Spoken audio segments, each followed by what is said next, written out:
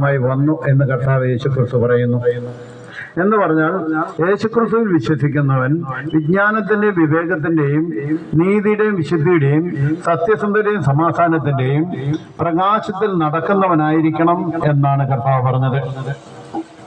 അതുകൊണ്ട് നല്ല മനുഷ്യൻ തന്റെ ഹൃദയത്തിന് നല്ല നിക്ഷേപത്തിൽ നിന്ന് നന്മ പുറപ്പെടുവിക്കുന്നു.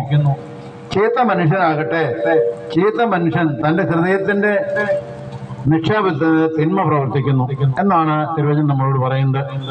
നമുക്ക് കാണാൻ കഴിയും, കർത്താവ് യേശുക്രിസ്തു ജീവിച്ചിരിക്കുന്ന കാലഘട്ടത്തില് അന്ന് ക്രിസ്തുമതം ഉണ്ടായിരുന്നില്ലെന്ന് മാത്രമല്ല, യേശുക്രിസ്തു മരിച്ചവരെ ഉയർത്തെഴുന്നേൽപ്പിച്ചു, പാപികളെ ഹൃദയത്തോട് ചേർത്ത് പിടിച്ചു, അനാഥരെയും വിധവകളുടെയും അവരെ വിഷയങ്ങളെ കറിഞ്ഞു, മരിച്ചവർ ഉയർത്തെഴുന്നേൽപ്പിച്ചു, കുരുടന് സൗഖ്യം നൽകി, മുടന്തന് സൗഖ്യം നൽകി, അങ്ങനെ എന്തിനും ഭൂതപ്രാത പിശാച് ബാധത്തിനൊക്കെയും സ്വാതന്ത്ര്യം നൽകി. അങ്ങനെ യേശു നടക്കുന്ന കാലത്ത് യേശുവിന്റെ ചുറ്റും അനേകർ തടിച്ചുകൂടി. ആ കടന്നവരൊന്നും യേശുവിന്റെ പടയാളികളോ യേശുവിന്റെ സുഹൃത്തുക്കളോ അത് യേശുവിന്റെ കുടുംബക്കാരോ ആയിരുന്നില്ല.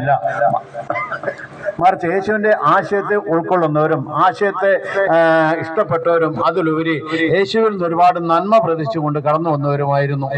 എന്നാൽ ആ സമയത്ത് അവരുടെ മുഖത്ത് നോക്കിക്കൊണ്ടാണ് യേശു പറഞ്ഞത്, പ്രിയമുള്ളവരെ, നല്ല വൃക്ഷം ചീത്ത ഫലങ്ങൾ ഒരിക്കലും പുറപ്പെടുവിക്കില്ല, ചീത്ത വൃക്ഷത്തിന് ഒരിക്കലും നല്ല ഫലവും പുറപ്പെടുവിക്കാൻ സാധിക്കില്ല എന്ന്.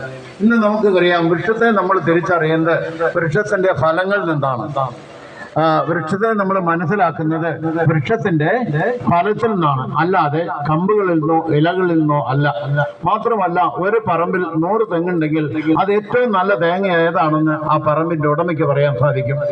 ഒരു പറമ്പിൽ 10 പ്ലാവ് ഉണ്ടെങ്കിൽ ആ പ്ലാവിൽ ഏത് പ്ലാവിന്റെ ചക്കയാണ് നല്ലതെന്ന് അതിന്റെ ഉടമയ്ക്ക് പറയാൻ കഴിയും.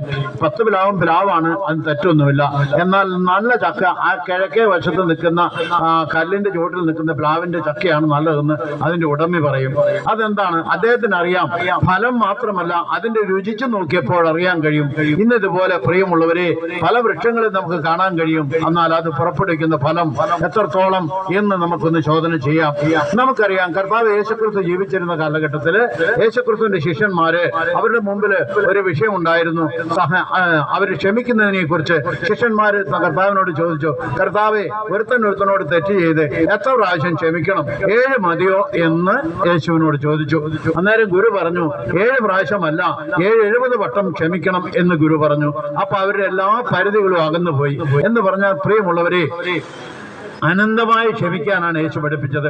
യേശു അനന്തമായി ക്ഷമിക്കാൻ പഠിപ്പിച്ച യേശുവിനെ പറ്റി നമുക്ക് നോക്കാം. കർത്താവ് യേശുക്രിസ്തുവിനെ അന്നത്തെ കാലഘട്ടത്തില്